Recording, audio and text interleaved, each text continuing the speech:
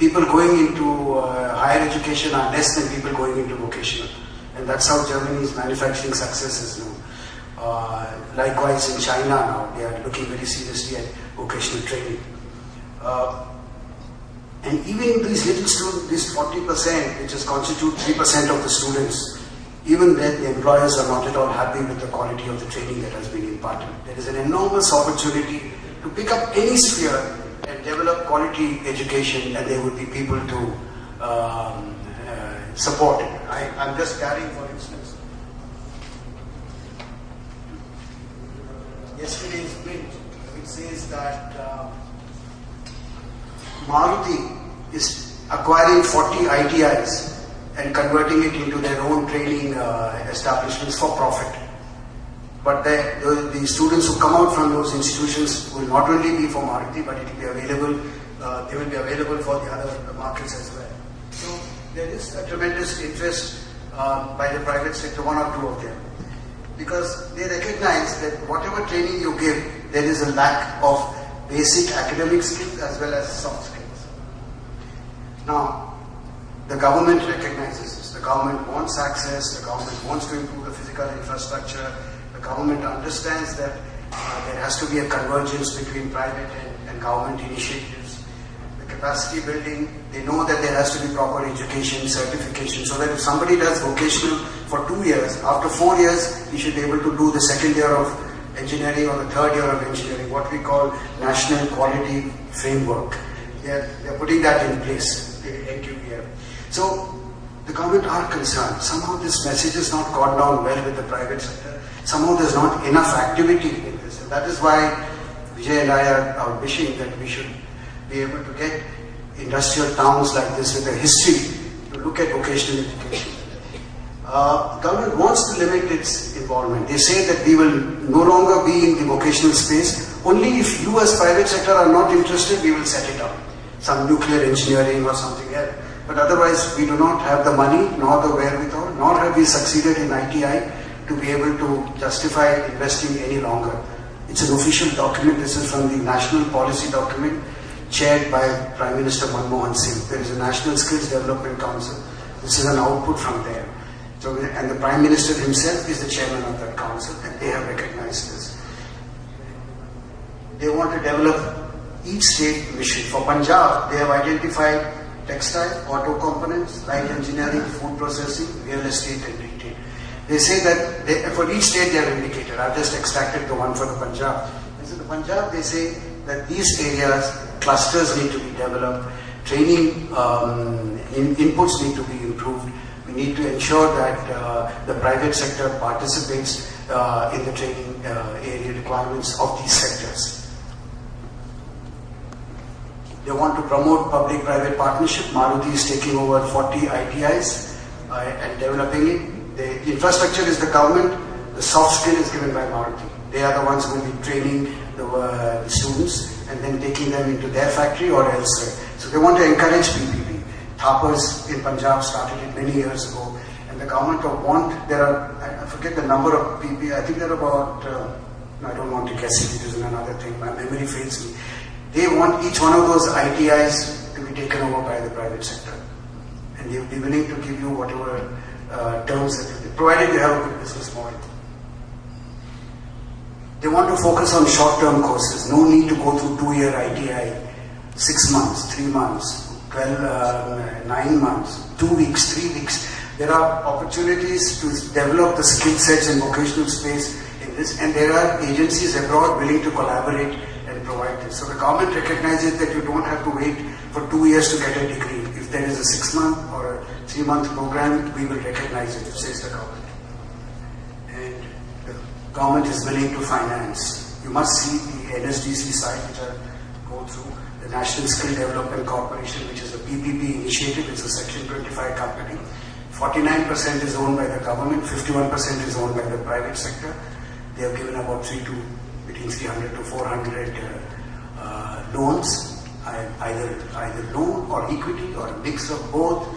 And their mission is to upgrade skills through industry involvement. If the Ludhiana Management Association or if some industry comes with a plan, they want to upgrade the skills, they want to enhance the PPP. if your plan is to address the needs of the underprivileged and rural sector, all the better. They want to focus on underprivileged. They want to see that whatever plans you have a multiplier effect, you know. It is not just one unit, but you should be able to say, in the next 3 years, I'll set up in every district of the Punjab, I'll set up one such institute with this speciality. So they want to see multiplier effect. And they want, of course, to ensure that you have addressed the market. So just these 6, that's all. They want to increase their own capacity from 3.1. They have a target to, government wants to have 500 million trained people by 2022. बहुत आगे कर दिया, I don't know how many of us will be there to verify this figure, but NSDC says that at least 30% of that, at least 150 million is my target by 2022, 7 years from now, or 10 years from now.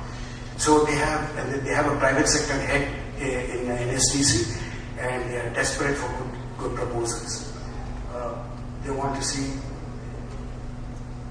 they want to encourage choice, competition, accountability, and they are assuring that there will be a policy coherence. If there is something that violates any existing policy, NSDC has got the desire, the bandwidth to ensure that there are no issues on policy coherence. These are all very powerful initiatives taken by the government because of the desperate need to have 500 million people trained, otherwise we would have a huge problem. And this cannot be done by the government, hence this presentation. NSD's strategy is come to us with innovative ideas. Vijay and I were discussing this afternoon that which better place than Ludhiana for innovation. And if there is an innovative idea, not that you must have the standard fitter module or the mason module. Think of any module that is innovative. NSDC would like to welcome that. They are going to set up a national vocational quality framework so you can assure your students that if you do this course, 3 months course, you will get so much credit, and when you want to do your graduation 5 years from now, so many months will be cut from your requirement. So they're going to have a national vocational quality framework which will link up your qualification with the government, with the graduation qualification. They are going to make skills bankable, that is students will pay. And they are looking at any sort of, for me the excitement is public-private partnership, and I was so happy to see that in yesterday's paper that Maruti is taking 41 units, ITIs. What are the focus areas? The ones in red are what NSDC has also taken from the government, and the reds are the ones which the government would like Punjab to lead. So in these focus sectors, if there are any proposals for vocational training of any kind, innovative, 3 months, 6 months, 1 year, with market end tied up, then they would like to look at those proposals. So funds are not an issue. All they want, they have a 6-set evaluation criteria. Is there a demand? Is it aligned to my mission? Is it a robust plan, not just a one-off plan? Does it leverage any existing financial resources?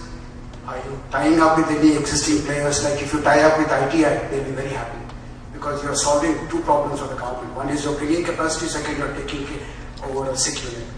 And is there adequate bandwidth? Do you have the management bandwidth? That's all they ask for. They don't ask for limits. There is no limit mentioned in the NSDC site. They have given loans as low as 10 lakhs to 28 crores. I mean the ones that I have seen. So Mr. Chinoy doesn't believe in any limits. He says come with a plan.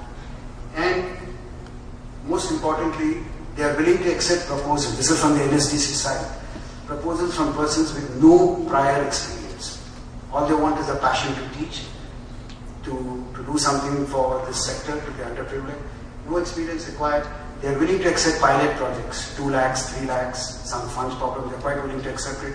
After that, if it fails, they run the risk. If it succeeds, they are willing to fund the expansion. These are statements made on the NSDC side. So that is what we thought is an opportunity that cannot be missed. It is too critical to avoid it. So going forward, the approach strategy is, if there is a conviction, if there is a belief in the India story, if there is a willingness to change the value system, because running a manufacturing unit, running a business is different from running a vocational school. So there has to be some change in the value systems. And if you're willing to have a high profile presence, education institutions are always in the eye of the public. If you do something wrong, you can get very bad publicity. So whereas in a manufacturing setup, being an ancillary to somebody, you're far away from the public eye. But in vocational education, if you come in the private sector, you would have a high profile, and you must be there for the long haul. If this conviction is there, and if you have a good, the critical success factors as I call them, CSS, if you have a good market, if you have a good process of delivery of this education, and if you are willing to build a brand, these three are very critical for a vocational education space. Then the entry strategy could be either you can start a low minimal risk approach, or you can start a big bang with a foreign player. It's possible. Maruti took 41 units. You can start with another 41 units. You don't have to have prior experience. And you have a big bang, or you can do something in between.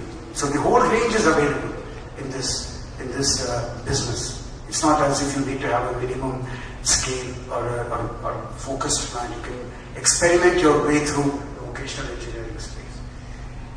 What are the investments like? I mean, this is just back of, we are, Vijay and I are helping one or two corporations, and these are statistics from that. It's about 15 lakhs to 5 crores initially. Benchmark can be 25. We have to talk profits here. We are talking to the private sector. Education is good, but good education requires money, and parents are willing to pay the money. And you can have gestation period as low as 3 months. In the case that we are doing, he's converting an existing school in Rajasthan to be switched in the afternoons for vocational. It's a school during the daytime. Once the children go away at 2:30, in the afternoon it will be a vocational school. So he's starting as early as September. Or it can be up to a year. So this is a business. It's a business, and I don't have any hesitation in calling it so. Because unless it's treated as a business, we won't be able to address our problem. Only differentiator that conclude, the content must include some soft components as well, not just theory. It should be soft plus technical. We must have linkages to recruiters, and that's not a problem. There must be there must be a foreign collaboration, certifying agencies, and they are willing to come to India because we are having a problem. The German government came last year, met the government authorities here and said we want to take plumbers and masons, but we don't have a certification system here.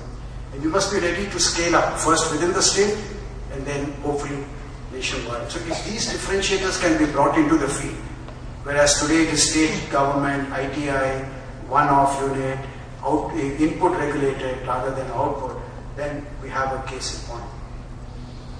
I cannot but forget two of your icons who have led the way in this. The fact when Shimunjal was included in the Guinness Book of Records, Geeta Piramal, who wrote a book about famous Indians industrialists, said that it was possible for Indian companies, after the Munjal experiment, it was possible for Indian companies to be world class. He led the way from Ludhiana. He led the way that it is possible for Indian industries. And soon after, another icon from Ludhiana said, refine your processes, whatever you're doing, refine your processes, strive for dominance. In this VET space, we have to strive for dominance. It can't be a one-off unit. It has to be at least 10 to 15 units within the first year and then going to 100. Strive for dominance and build a brand like Airtel is. So if that drive is there, then I think we have a case, a strong case to get into it. That's all. Thank you so much.